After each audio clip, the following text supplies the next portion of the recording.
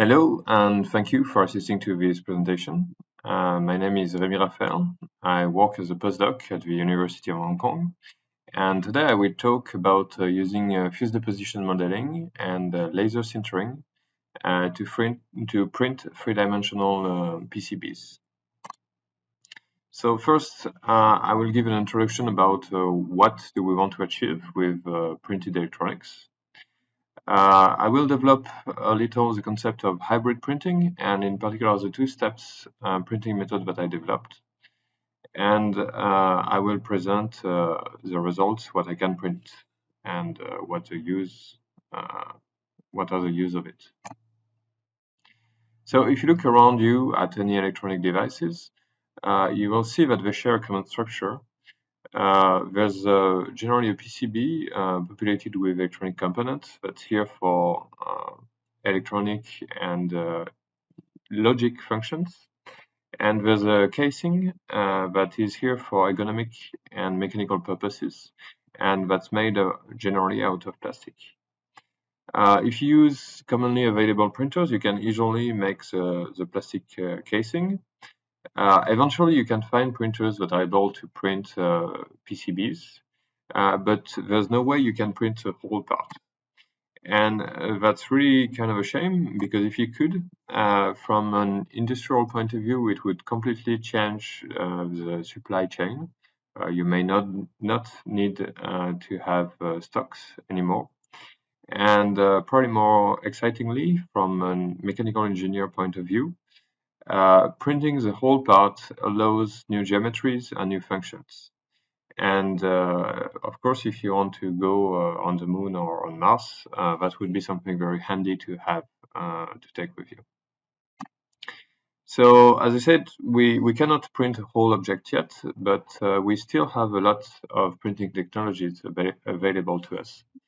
More likely than not, most of you are using either fused deposition modeling or stereolithography to print custom parts for your uses in your labs.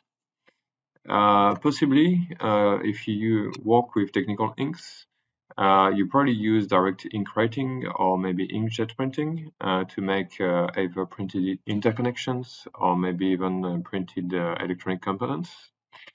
But none of those techniques by themselves can print a complete electronic object.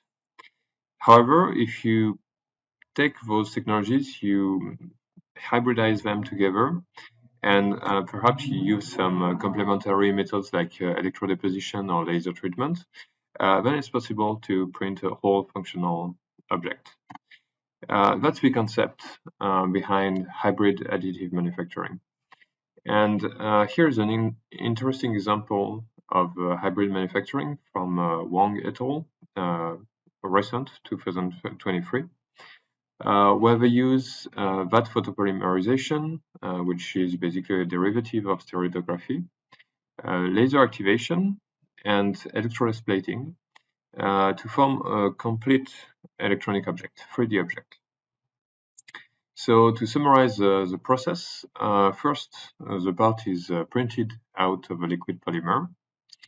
Then it's taken out of its monomer bath, resin bath.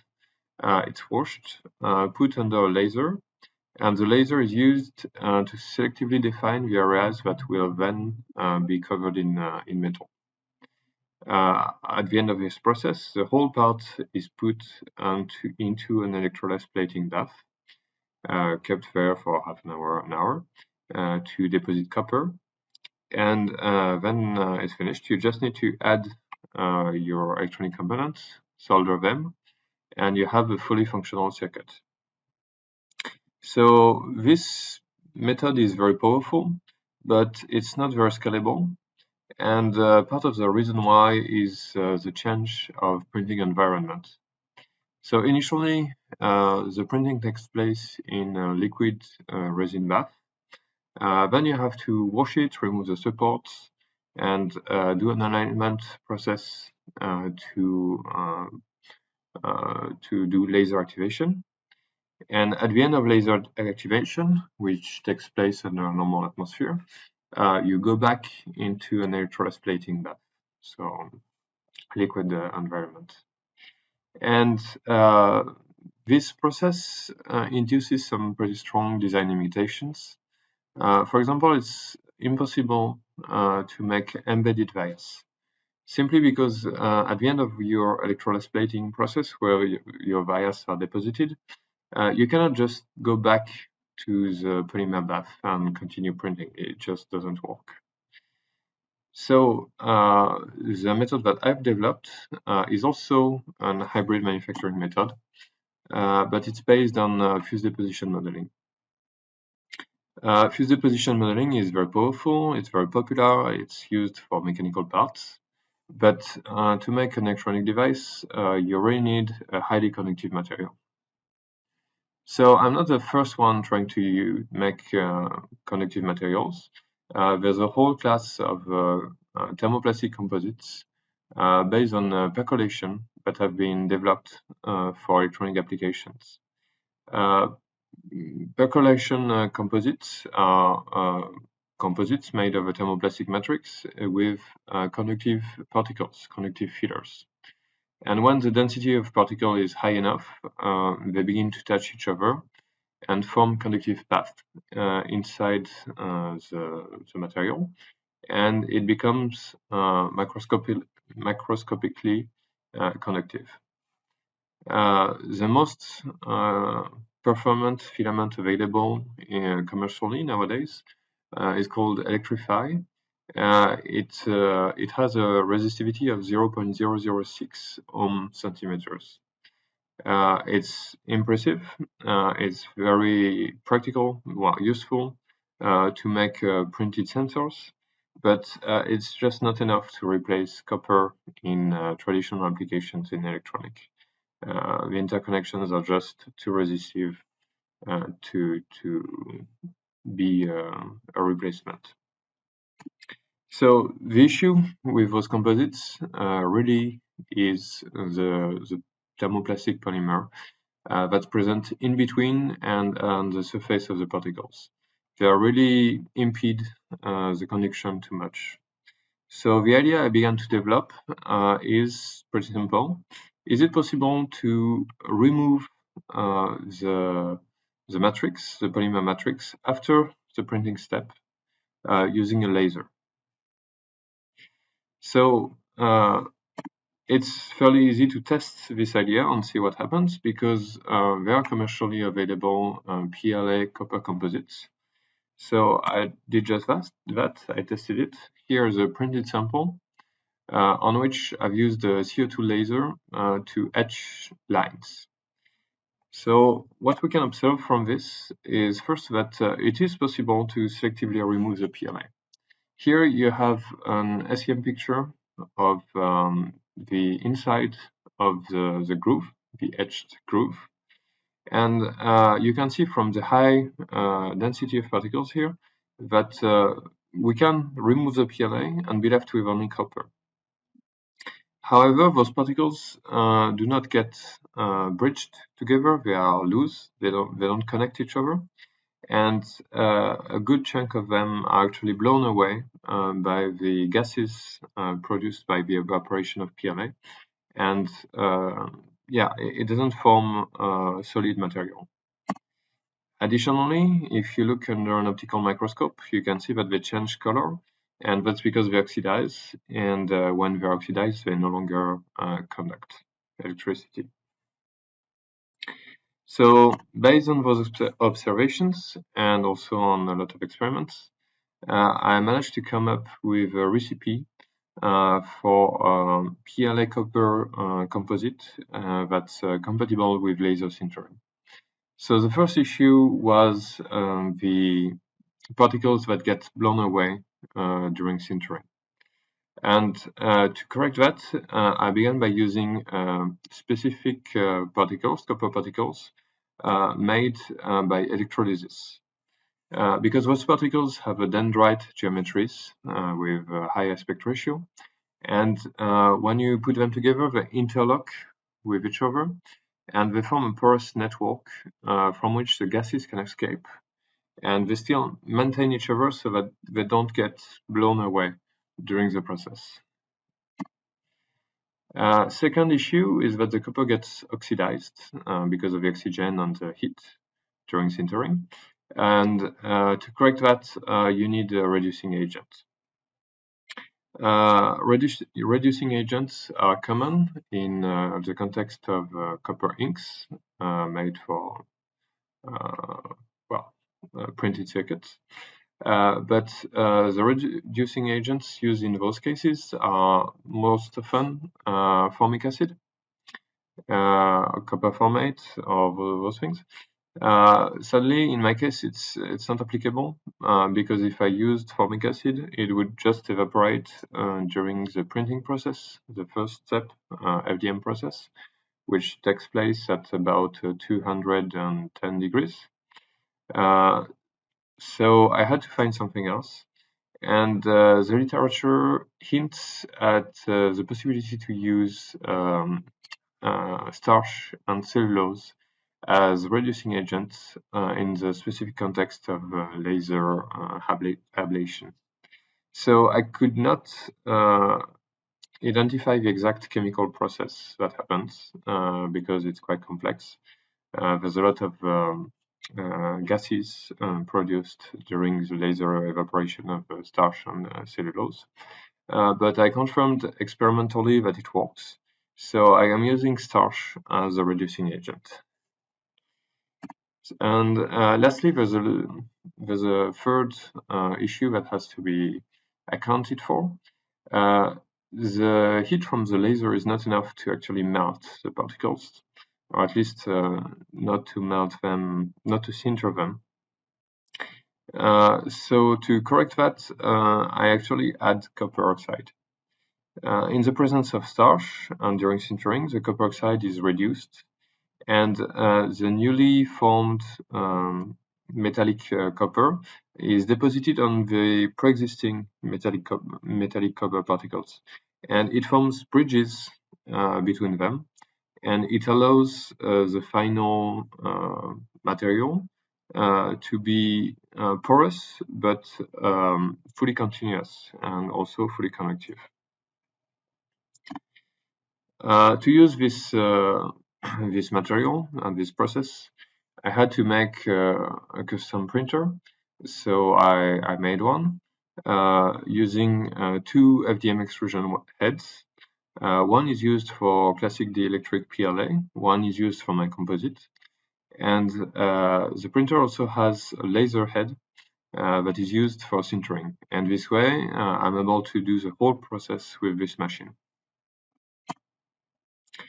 So here's the sample printed with my setup. And on the surface, you can see electrodes sintered with different laser parameters. The optimization of laser parameters is fairly complex because there's a lot of parameters that influence the final resistivity. Among those parameters, first there's the recipe of the composite, and there's also the laser speed, the laser power, the number of laser passes, and the focus of the laser.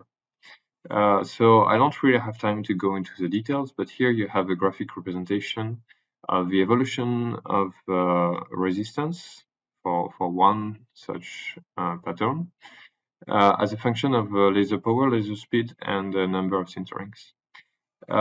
Anyway, if you choose